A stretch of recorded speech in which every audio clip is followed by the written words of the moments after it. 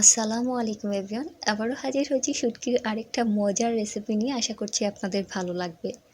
যদি ভালো লাগে তাহলে অবশ্যই একটা লাইক দিয়ে দেবেন। যারা আমার এই ছোট্ট চ্যানেলটা দেখছেন কিন্তু এখনও সাবস্ক্রাইব করেনি, প্লিজ করে নেবেন। আর যারা করেছেন সবাইকে অনেক অনেক ধন্যবাদ। তো দেখতেই পাচ্ছেন পেঁপে দিয়ে শুটকি তরকারি রান্না করার জন্য এখানে একটা 1 কেজি ওজনের পেঁপে নিয়েছি। সাথে নিয়েছি শুটকি, এখানে বোয়াল মাছের শুটকি মানে মাথা আছে। সাথে আছে পেঁয়াজ আর রসুন। এবারে সব কিছু কেটে ধুয়ে পরিষ্কার করে চলে যাচ্ছি রান্না করতে। আপনারা এখানে যে কোনো ধরনের শুটকি ব্যবহার করতে পারেন, কোনো অসুবিধা নেই। তো দেখতেই পাচ্ছেন রান্না করার জন্য প্রথমে একটা ফ্রাই প্যানে দিয়েছি রান্নার তেল। এখানে 4 টেবিল চামচ পরিমাণে রান্নার তেল আছে। সাথে দিয়ে দিচ্ছি রসুন, এখানে রসুন আছে 3 টেবিল চামচ। রসুনটাকে মিনিট খানিক ভেজে নেব। ভাজার পর এবারে দিয়ে দিচ্ছি পেঁয়াজ কুচি। এখানে প্রায় 1/3 কাপ পরিমাণে পেঁয়াজ কুচি আছে।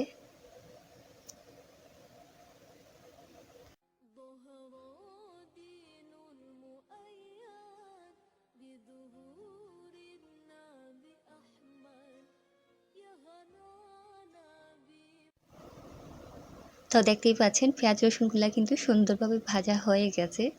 এই পর্যায়ে দিয়ে দিচ্ছি গুঁড়া মশলা। এখানে নিয়েছি 1 টেবিল চামচ লাল মরিচের গুঁড়া, 1 চা চামচ হলুদ গুঁড়া, 1/2 টেবিল চামচ ধনিয়ার গুঁড়া আর স্বাদ মতো লবণ। আমি এখানে যে পরিমাণে মরিচের গুঁড়া দিয়েছি এতে করে খুব একটা ঝাল হয়নি, মোটামুটি ঝাল ছিল। তবে আপনারা ঝালের পরিমাণটা আপনাদের স্বাদ মতো বাড়িয়ে কিংবা কমিয়েও দিতে পারেন। মশলা কষানোর জন্য দিয়ে দিচ্ছি 1/2 কাপ পরিমাণে পানি।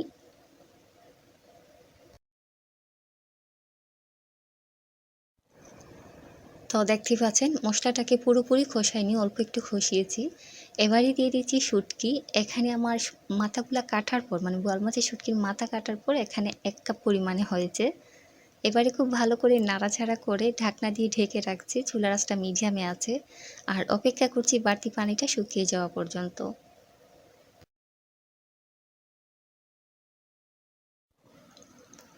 তো দেখতেই পাচ্ছেন পানিটা মোটামুটি শুকিয়ে গেছে। এবারে আবারও খুব ভালো করে নাড়াচাড়া করে সাথে দিয়ে দিচ্ছি পেঁপে। পেঁপে দেওয়া হলে আবারও খুব ভালো করে নাড়াচাড়া করে নিতে হবে। মশলার সাথে কিছুটা সময় কষাতে হবে।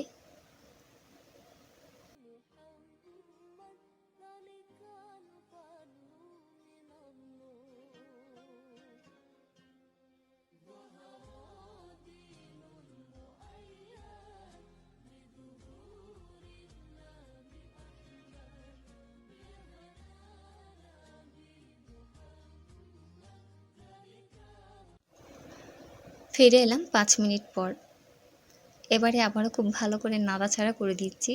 নাড়াচাড়া করা হয়ে গেলে আমি এখানে দিচ্ছি পানি। এখানে আমি 4 কাপ পরিমাণে পানি দিয়েছি। আপনাদের কিন্তু পানির পরিমাণটা কমও লাগতে পারে আবার বেশিও লাগতে পারে। তো আমি এখানে 4 কাপ পরিমাণে দিয়েছি। এবারে ঢাকনা দিয়ে ঢেকে রাখছি, অপেক্ষা করছি পেঁপেগুলো পুরোপুরি সেদ্ধ হওয়া পর্যন্ত। আর চুলার আঁচটা কিন্তু মিডিয়ামেই আছে। ফিরে এলাম পেঁপেগুলো সেদ্ধ হওয়ার পর। তো দেখতেই পাচ্ছেন আমার রান্না হয়ে গেছে। যতটুকু পানি দিয়েছিলাম পানিটা কিন্তু শুকিয়ে গেছে। এই পর্যায়ে আমি হাঁড়িটাকে নামিয়ে নিচ্ছি। আশা করছি আমার আজকের এই সহজ এবং মজার শুটকির তরকারিটা আপনাদের ভালো লেগেছে। যদি ভালো লাগে তাহলে অবশ্যই একটা লাইক দিবেন আর আমার ছোট্ট চ্যানেলটা সাবস্ক্রাইব করবেন। আর ভিডিও লিঙ্কটা অবশ্যই আপনাদের ফ্রেন্ডস অ্যান্ড ফ্যামিলির সাথে শেয়ার করবেন। সবাই ভালো থাকুন, সুস্থ থাকুন। আল্লাহ হাফিজ।